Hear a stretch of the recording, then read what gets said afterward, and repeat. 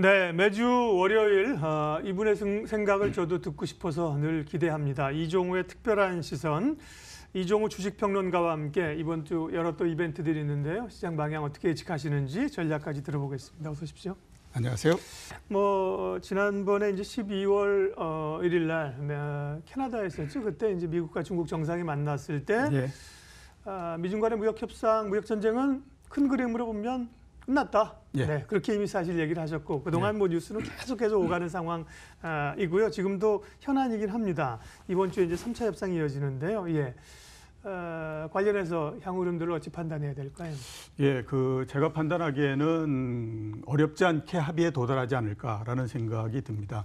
우선 이제 그거에 대한 조짐 자체를 보이고 있는 것이 현재 미중 간의 고위급 회담이 열리고 있지 않습니까? 예. 만약에 타결이 될 가능성이 없다라고 하게 되면 아마 만남 자체가 없었지 않을까라는 생각이 들어요. 그래서 그런 면에서 보게 되면 이제 마지막 수순을 향해서 가고 있다라고 보는 것이 맞을 것 같다라는 생각이 들고요.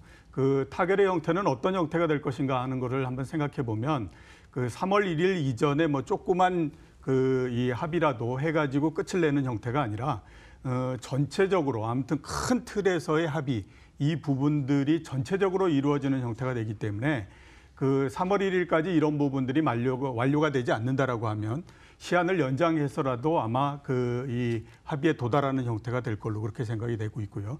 만약에 이번에 합의에 도달한다라고 하게 되면 상당 기간에 걸쳐서 미국과 중국 사이의 무역 분쟁 이런 것들은 더 이상 나오지 않는 그런 형태가 되지 않을까라는 생각이 드는데요. 이 무역 협상은 이루어지기 이전서부터 어떻게 생각하면 상당히 좀 예측이 가능했다라고 볼 수가 있는데 우리 이렇게 한번 생각해 볼 필요가 있습니다. 1980년대에 일본하고 미국 사이에 무역 분쟁이 있지 않았습니까? 그러면 그게 왜 1970년대는 아니고 80년대였을까라고 생각해 보면 1970년대만 하더라도 미국이 일본과 경쟁하는 관계보다는 이익을 얻을 수 있는 관계가 훨씬 더 많았거든요. 지금 미국하고 중국의 관계를 보면 미국이 중국으로부터 경쟁을 하는 것보다는 얻을 수 있는 부분들이 훨씬 더 많기 때문에 아마 전체적으로 합의 이런 부분들이 좀 예상이 됐다라는 생각이 들고요. 그러면 앞으로 이 합의는 어떤 내용을 담고 있을까라는 것을 한번 우리가 생각을 해보면 중국이 지적재산권의 일부분을 전체적으로 양보해서 받아들이는 형태로 해가지고 타결이 나지 않을까라는 생각이 듭니다. 이 부분들은 이렇게 생각할 수 있죠. 중국이 국제 경제의 한 일원인 이상은 국제 경제의 룰을 따를 수밖에 없는 그런 부분들이거든요. 지적재산권이라고 하는 것은 중국이 시간을 두고 언젠가는 이거를 받아들여야 되는 부분이기 때문에 아마 이 부분들을 이번에 받아들여주면서 전체적으로 무역 협상이나 이런 부분들을 좀 마무리를 짓는 형태가 되지 않을까라는 생각이 드는데요.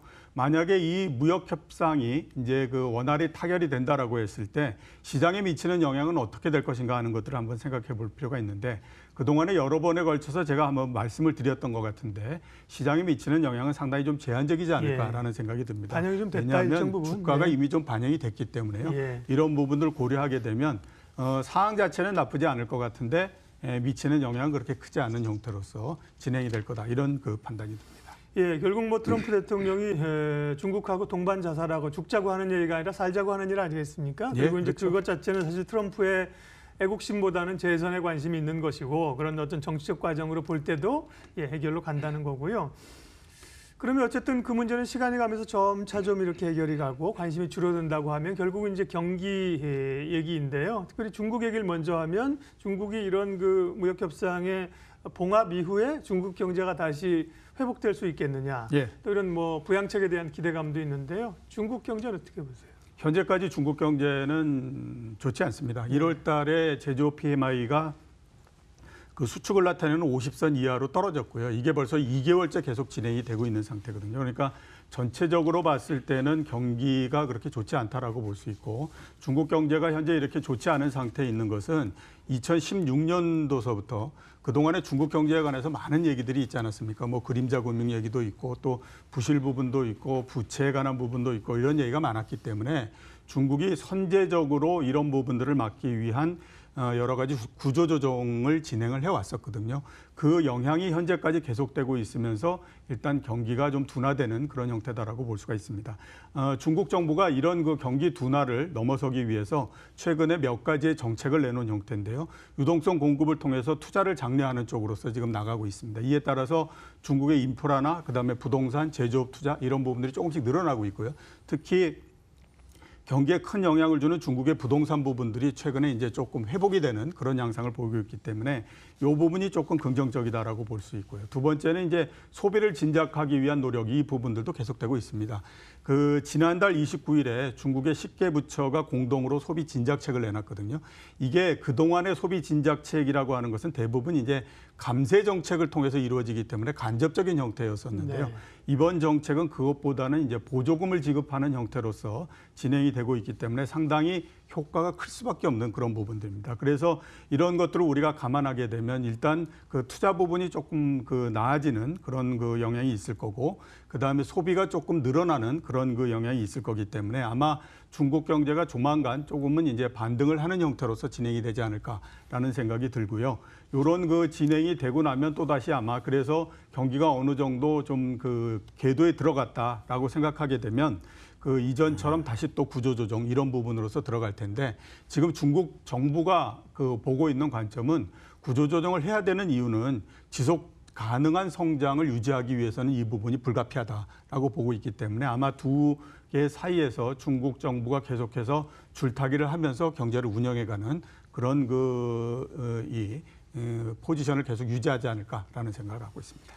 G2라고 얘기하는 미국과 중국의 리스크는 좀 줄어들고 있지만 G3, 이제 유로존이 사실 요즘 좀 어렵습니다. 예. 경기도 안 좋고 브렉시트 얘기도 있고 정치적으로도 여러 갈등들이 있어서요. 유로존의 최근 우려들은 심각한 걸까요? 아니면 뭐 어차피 유로존이 뭐 세계 경제를 쥐고 온다는 건 아니니까 그렇게 크게 주목은 안 해도 되는 걸까요? 우리가 무역 협상, 그 다음에 또 이렇게 좀 더 보면 북한하고 미국의 정상회담 예. 이런 것들에 이제 이 관심을 기울이고 이러고 있는 동안에 브렉시트는 완전히 그 미로에 빠졌다라고 볼 수밖에 없죠. 이게 도대체 어떻게 진행이 될 건지 하는 것들에 대한 것이 지금 감을 잡을 수 없는 상태가 됐다라고 봐야 될 것 같고요.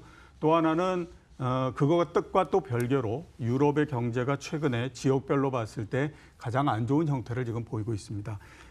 유럽 집행위원회에서 최근에 올해 경제에 대한 전망을 내놨는데요. 경제 성장률 예상치가 1.3%입니다. 네. 작년 11월 달에 전망치가 1.9%였거든요. 네. 그러니까 불과 몇 개월 사이에 성장률 전망이 굉장히 둔화됐다라고 일단 볼 수가 있는 상태인데요. 제일 큰 부분들은 소비 부진이 계속되고 있다라고 하는 부분이고요. 두 번째는 이제 산업별로 봤을 때 자동차 이런 부분들이 있고, 그 다음에 국제적인 영향으로 봤을 때는 미중 간의 무역 분쟁에 대한 영향 이런 것들이 전체적으로 아무튼 좀 이 심리를 잡고 있다라고 볼 수가 있어요. 그래서 이런 부분들의 영향으로 해가지고 지금 유럽 경제가 다소 이제 둔화되는 형태를 보이고 있고요. 그 다음에 블랙시트를 한번 우리가 생각해 보면 이렇게 정리를 할 수 있지 않을까 싶습니다. 현재로서는 미로에 빠져 있는 상태이지만 전체적으로는 노딜 블랙시트만 아니게 되면 그 영향은 일단 어느 정도는 크지 않을 거다라는 생각이 드는데요. 블랙시트 얘기가 나오고 투표가 이루어지고 이미 2년이 지났습니다. 그러니까 많은 희석의 효과가 있었다라고 봐야 될 것 같고, 두 번째 이번에 블랙시트가 영국에서 의회에서 진행되는 과정 속에서 이런 안들이 많이 나왔습니다. 그러니까 영국하고 유럽 사이에 관세 동맹을 영구적으로 맺자 이런 거거든요. 그러니까 그거는 상당히 좀 완화되는 형태인데 이 부분들이 영국 의회나 또는 유로에서 받아들여지지 않을 경우에 영국하고 스위스가 최근에 무역 관계에서 굉장히 상호 호혜적인 조건의 무역 관계를 맺었거든요.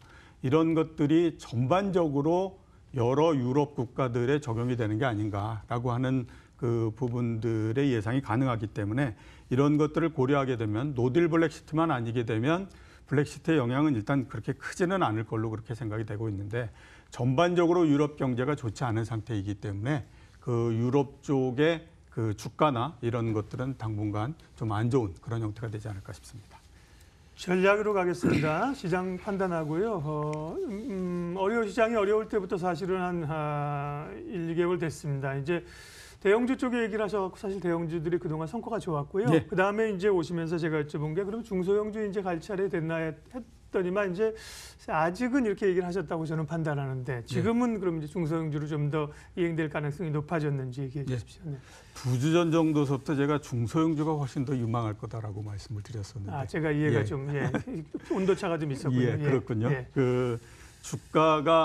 주가는 일단 아무튼 뭐 2,000에서 2,200 사이 뭐 그런 정도의 큰 틀에서의 박스권이 만들어졌다라고 예. 봐야 될 것 같고요. 박스권이 만들어지고 난 다음서부터 주식 시장은 일단 그 내에서 이제 움직이는 그런 형태가 돼버렸기 때문에 이제는 중소형주가 어느 정도 자리를 잡을 수 있는 그런 그 토대를 마련했다라고 볼 수가 있습니다. 예. 이렇게 중소형주로 넘어가다가 보니까 제일 처음에 중소형주의 그 가치주, 즉 이제 어느 정도 기업 내용을 갖고 있는 이런 것에서부터 시작해서 최근에는 성장주까지 계속해서 빠르게 뻗어나가고 있는 상태이죠. 역시 이제 그동안의 주가가 못 올랐다라고 하는 것들이 관심을 모으면서 계속해서 가고 있는 형태인데요. 일단 이제 이런 형태의 흐름은 당분간은 좀 더 이어지지 않을까라는 생각이 듭니다. 그래서 이제 그거고요. 대형주에서는 한번 우리가 좀 고민을 해봐야 될 부분이 있다라는 생각이 들어요. 반도체 주식이 어떻게 될 것인가 하는 부분인데 지금에서는 저는 좀 조심을 하는 게 좋지 않을까라는 생각이 드는데요. 자동차 주식 보면요. 현대차 기준으로 13만 원까지 올라간 다음에 대략 20일 정도를 위해서 버티지 않습니까? 그리고 내려갔거든요. 그러니까 이미 어느 정도 반등이 이루어졌기 때문에 추가적으로 못 올라가게 되면 그 다음서부터 반전이 일어나는 형태가 되거든요. 최근에 반도체 주식들이 떨어졌다가 다시 이제 어느 정도 회복을 하고 이러는 부분인데 고점을 넘어가지 못하게 되면 역시 이제 자동차처럼 어려움에 부딪힐 가능성이 있기 때문에 지금 정도에서는 이 부분을 좀 고려를 하시는 게 좋지 않을까라는 생각이 듭니다. 네, 그러니까 이제 중소형주 쪽으로 공략을 하는 것이 시장 패턴에 이제 맞는다는 말씀으로 정리하겠습니다. 저도 이제 심정적으로만 생각을 해서 다음 주부터는 이제 전주에 말씀하신 원고를 제가 좀 보관했다가 보고 좀 말씀을 드리도록 하겠습니다. 이종우의 특별한 시선, 이종우 주식평론가 함께했습니다. 수고하셨습니다. 지수 흐름은 어떤가요? 일단 초반 흐름은 견조합니다. 오늘 코스피가 14포인트 올라서 2200선 다시 회복했죠. 코스닥이 뭐 지금 이종우 평론가님 센터장님 말씀하신 것도 그렇고 기운 자체, 에너지 자체가 코스닥이 훨씬 더 기대감들이 높아지고 있는 상황에서 코스닥이 오늘도 상대적인 강도를 나타냅니다. 출발 마켓온 오늘 순서는 여기까지 하겠습니다. 오늘도 좋은 결정, 좋은 선택, 좋은 투자하십시오. 고맙습니다.